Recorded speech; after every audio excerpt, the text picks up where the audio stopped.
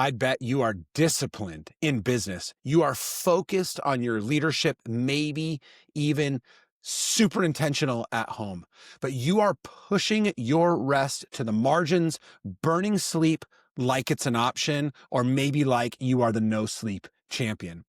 In this episode, I want to help you walk away with three key things. Number one is I want to help you shift your view of sleep so it's not something just as recovery, but truly as a strategy for your success and ultimately your greatness. Secondly, the surprising connection between physical fatigue and spiritual drift. And three, I want to offer you at the very end a simple process that can be done over 7 days to reclaim your energy and stewardship over your body. I have lived this cycle far too often. Late nights grinding, early mornings chasing the witching hour until the weight of fatigue started bleeding into all the success that I was chasing. It was ruining my clarity, and it was even costing me time with God. I had to stop treating sleep like a soft skill and start stewarding it like a sacred rhythm.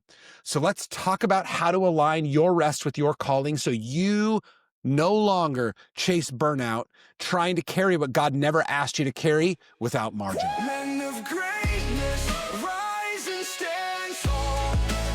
Welcome to Unlocking Greatness. I am doing everything I can to serve Christian entrepreneurs, founders, and business leaders, helping them to continue to pursue the success that they feel they have been called to achieve without destroying their faith or their family in the process. And today we're talking about sleep. We're talking about rest. And I know you're a champ and you don't need to hear it, but you're here. So you might as well dig in and see if you can learn ways to start hacking sleep and leveraging it as an opportunity for the success that you're chasing. Rest is a weapon. It is not a weakness. I cannot believe how many guys I run into that champion this idea, that celebrate this idea, that literally want to wear a gold medal of the least amount of sleep possible. Every high performer that I've run into that is truly killing it across all aspects of business is not treating rest like a reward. They're using it as a weapon.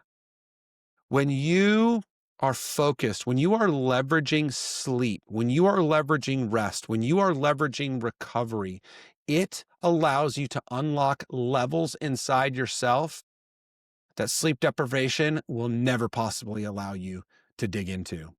Sleep is a form of obedience. It's how we acknowledge we are not God. We're literally saying, I can't do everything on my own. I can't burn the candle at both ends. I can't keep going and going and going. Only God can do that. And actually, I'm going to give you an example where that wasn't even the case. But we need to start recognizing that that is not helpful. And, in this last couple of weeks, I've been talking a lot about peak health, which is one of our 5 pillars of greatness. And in order to achieve peak health, we need to establish good disciplines around our health. And on top of that, we need to consider that our energy should be stewarded well. It should not be destroyed. And yet we are constantly destroying our energy when we are burning the candle at both ends. This was so many of the early days of my career. I was working hard all day long. I was going out to late hours of the night. I was coming home at 1 o'clock, 2 o'clock in the morning, 4 hours of sleep, getting up and doing it again. And for a while, I was able to hang on to that, maybe because I was an idiotic 20-something. But eventually, it started to come crumbling down. I couldn't keep up. I couldn't lead my family well. I wasn't able to pay attention in meetings. I wasn't making sharp enough business decisions. I was struggling, and I was looking at all of these places where I thought I was, or could have been reasons why I was why I was struggling, and I just couldn't figure it out. I couldn't figure it out, and it wouldn't be until almost 15 years later that I would start to figure out what I was actually struggling with. I would not own the fact that sleep was a problem. I would not own the fact that I needed a good amount of sleep. And I was championing this idea that 4 or 5 hours of sleep a night was enough for me. And it was crazy. And so I just wanted to share with you a couple of statistics because there's already people I've talked a lot about with this lately, because when I'm coaching guys, I'm asking them, like, what does your sleep look like? What does your rest look like? And they're like, we're not talking about that. We're talking about my business success. I'm like, your business success is tied to your sleep. And they don't want to hear it. And then when they say, oh yeah, I'm getting a good 5 hours a night, I'm like, dude, you are out of your mind. So listen to this. There has been quite a few studies done by Harvard over the last few years, updated, I think, actually recently in 2025. And just listen to some of this data. This is just crazy to me that people aren't paying more attention to this. So, generally speaking, they said the short-term negative effects of sleeping after just one night, cognitive and performance impairments are present.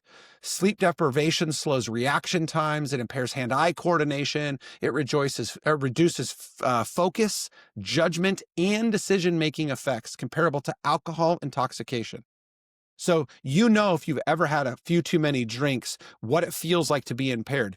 That's how you are operating when you have less than 7 hours of sleep, even one night. And the longer that goes, the more it compounds and the less you are able to perform at a high level. Your mood and emotion changes. Every single study show that you are more irritable, that you are more highly stressed or more vulnerable to stress, that you are emotionally unstable, often leading to short-temperedness. And again, I'm sure you've seen this and you don't want to admit that this is the case. Those are short-term effects. Those are the things that are going to affect the day-to-day. Here's some long-term effects that those studies came up with. Sleeping less than 7 hours a night increases high blood pressure. They talk about metabolic disorders, that a lack of sleep promotes obesity. So if you are trying to get yourself into better physical shape, sleeping less than 6 hours a night makes you far more likely to put on weight, specifically fat. When you are sleeping less than 6 hours a night, it is boosting inflammatory markers. So that means you're 3 times more susceptible to infections, something as simple as a common cold. And so if you're finding yourself regularly getting sick or unable to shake those colds, that's probably what's happening.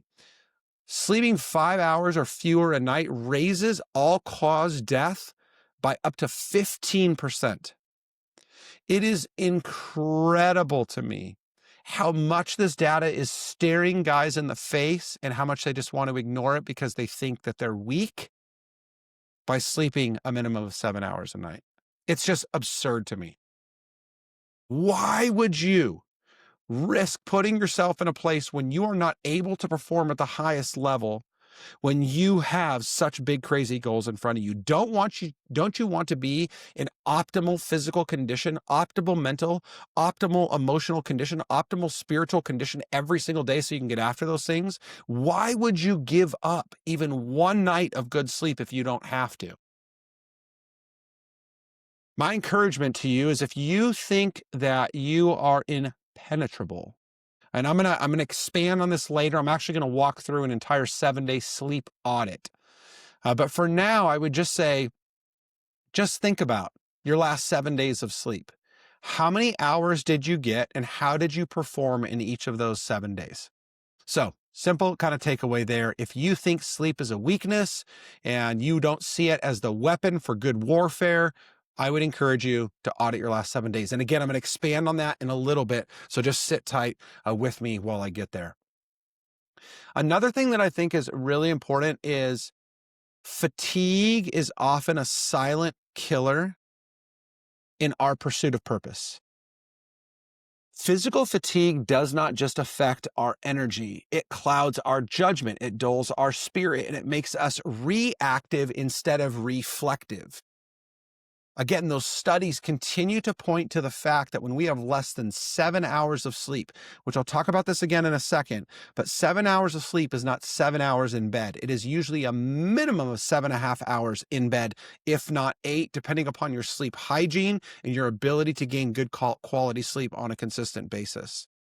So when you have less than 7 hours of sleep, your cognitive function is significantly reduced, meaning you are not going to think as effectively as you need to show up and do these big things that you desire to do. And one of the funniest things that I hear from a lot of men is, I don't need sleep. I only need 5. Like I can go on just very little sleep day in and day out. God slept. There's a couple of instances that we see, but one specific one in all Matthew, Luke, and Mark, in which Jesus takes a nappy nap. There are many lessons to be taken from this story, but if you remember correctly, Jesus hops on the boat with the disciples. He crashes out, and when he does, a big storm ensues. They're freaking out. They think they're going to drown because the storm is so crazy. He wakes up, calms the wind, calms the waves. And we're like, oh my gosh, Jesus, the miracle worker. And it's totally true. Like, we need to understand that Jesus will calm the storm. That's a big point that the Bible's trying to make here. But I don't think we should sleep on the fact that Jesus rested. It's not that this is a lesson in the midst of the lesson in this story. It's just an observation. Jesus slept. The God of this universe, come down, incarnate, sleeps. If Jesus has to sleep in order to do his work, you and I have to sleep too. And yet we continue to think that we don't. But again, you can see this. It's so obvious. When you are tired, you lose emotional resilience.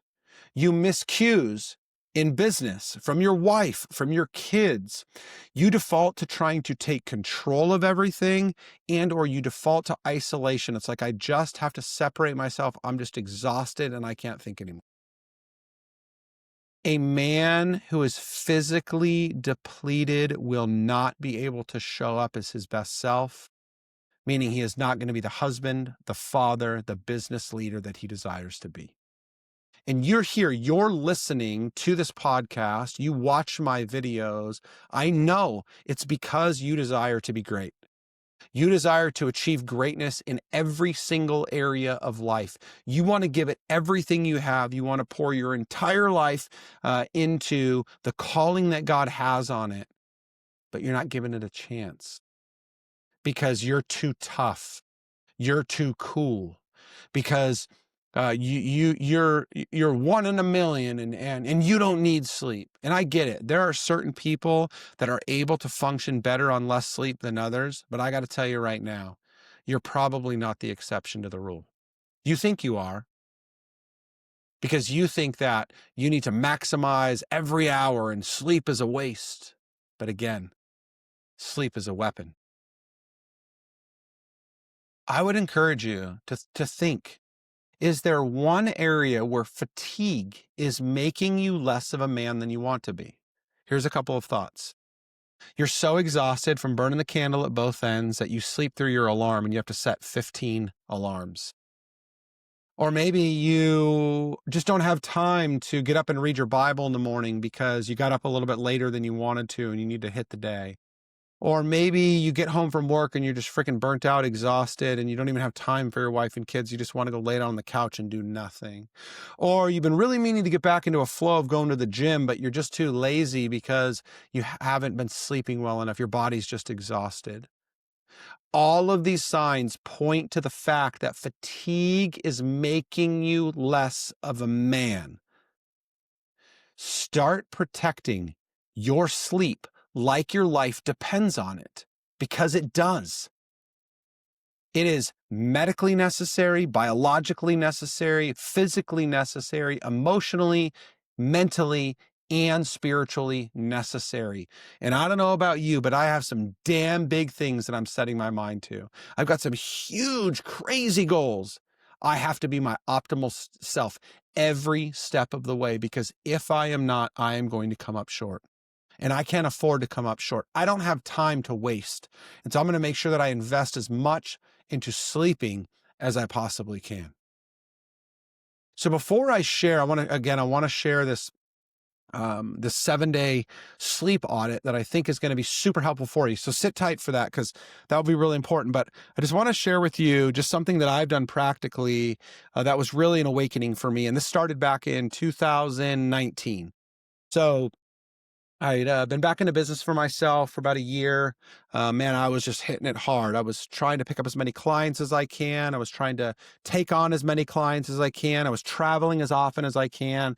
I was working out 6 days a week, 6 a.m. Monday through Friday, 8 a.m. on Saturdays. I mean, I was doing 2-a-days a couple of times a week in the gym so I could focus on weightlifting and gymnastics. That's just part of CrossFit. Like, I'm doing all these things. And I was still drinking on occasion and going out on the weekends, not crazy, but going out on the weekends. And I was just feeling like a little bit more tired. And about then was when the Whoop, WHOOP, I'll put a link in the show notes if you haven't heard of it, but that's when Whoop started to get really popular. So Whoop is an activity tracking device. It measures a total strain on the body and then recovery against that, sleep and its quality. And it was really moving from like an elite athlete tool to something more like the common, person could leverage. And so I bought a subscription to Whoop back in 2019. And it wasn't long before I started to see the data in front of me. And particularly, I started to see just how damaging a lack of sleep was on my body. How, as hard as I was pushing myself in the gym, I could not push myself as hard as I needed to because I wasn't sleeping good enough. Wasn't sleeping long enough. The quality just wasn't there. I was so surprised that while I was in bed for 7 hours a night, there were some nights that I was only getting 5 hours and 45 minutes of sleep or something like that. My sleep quality was all over the place.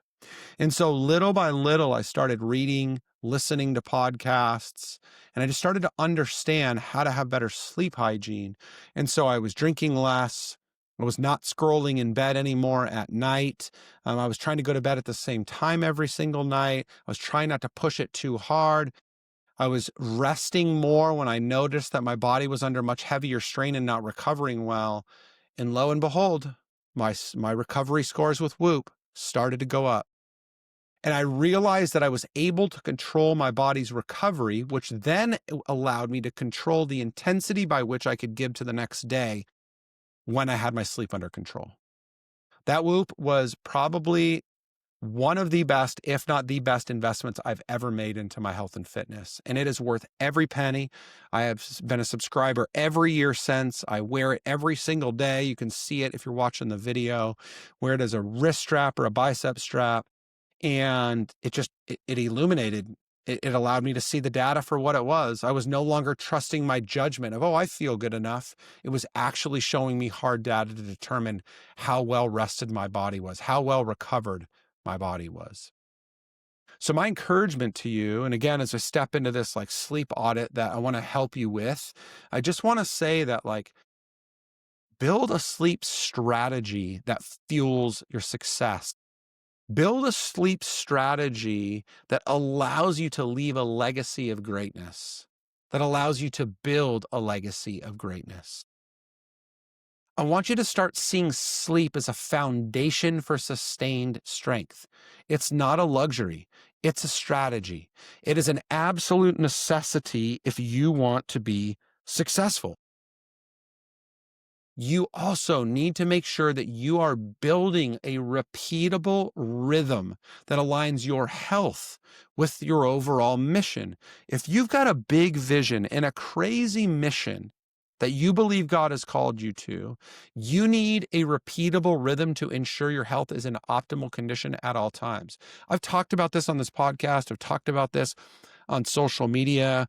I mean, I am on top of my health. I do quarterly blood testing to see where all of my major biomarkers are at, measuring blood sugar, measuring liver function, measuring testosterone levels. I'm measuring so many things. And when I see issues, when I see deficiencies, working with my health coach, I'm always quick to ask for recommendations. I am trying to build a repeatable rhythm to keep me in optimal physical condition. I definitely want to throw down in the gym, but this is far more about being as healthy as humanly possible to achieve the vision that God has laid on my heart and to be able to do that for as long as God will have me on this earth.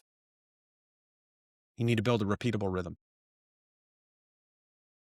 So, two things. First of all, I just want to give you something really simple, and then I'm going to unpack the 7-day sleep audit. So simply, if you're just like, you know what, Ryan, I just need something. Like, how can I reset? How can I just quickly kind of turn some things around? First of all, you have to make a choice to do it. So that's not even part of this 3-step reset. But beyond making the choice, here are three steps that you can take. So number one is set a hard stop time.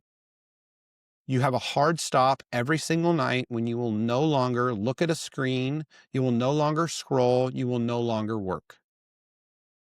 From what I've read, that should be 60 minutes or so before bedtime. But if you can't do that, 30 would be phenomenal.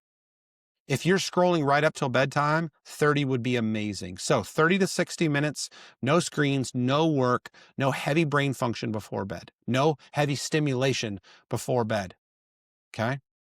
2, create a simple wind down period.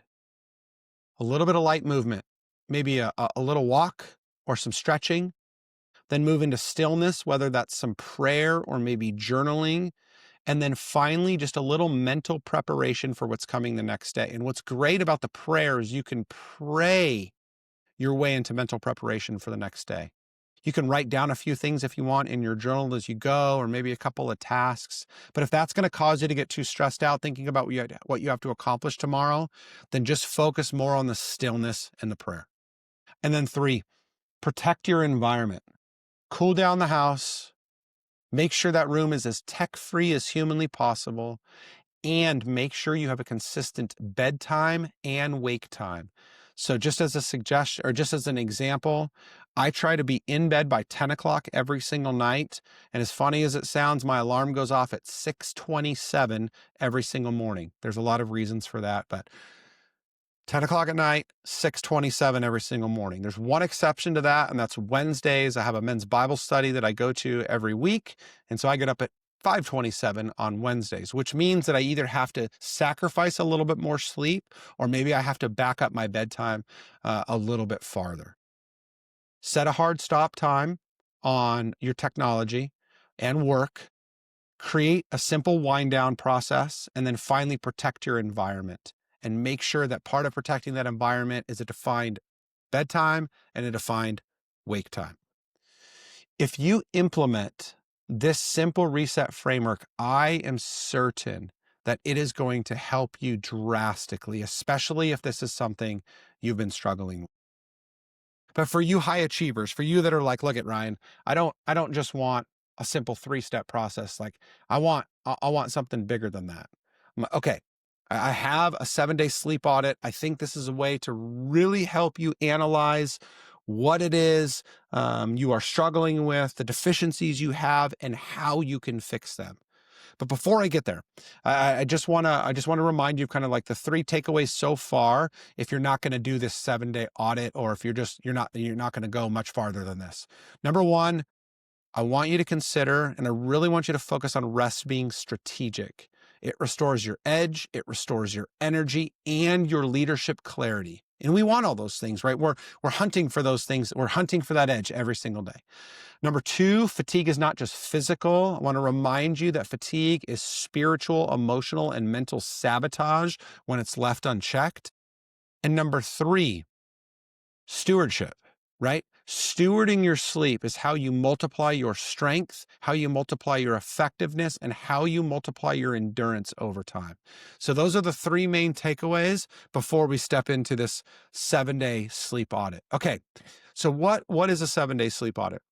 So this is an opportunity for you over a 7-day period of time to understand how well you are stewarding your sleep, your rest, and your recharge. The 7-day audit is going to help you to understand patterns. It's going to help you to understand decisions. It's going to help you to understand the habits that are either fueling or draining your energy.